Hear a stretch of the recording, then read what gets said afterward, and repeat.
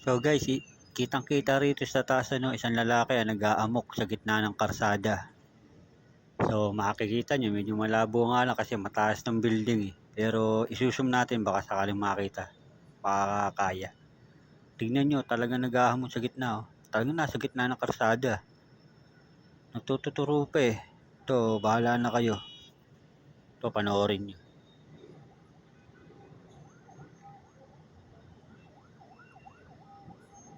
Siya guys yan medyo malabo kasi mataas eh. Pero makikita nyo, oh, yan guys, aawatin na siya.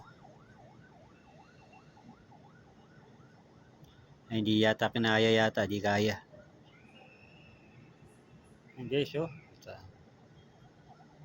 Talagang nasa gitna ng karsada yan, talagang nag-ahamon yan.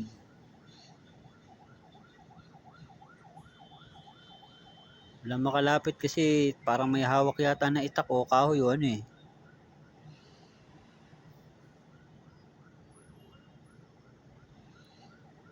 Grabe.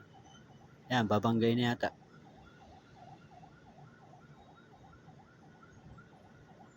Ano yan?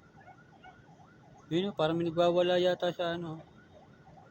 Asan? Ay, lalaki na tartado. Traffic enforcer yun. Traffic enforcer pala yun. Wala ko nagwawala. Traffic enforcer pala yun.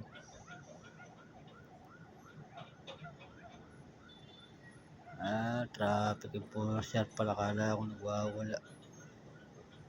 Naloko na naman tayo dun ah.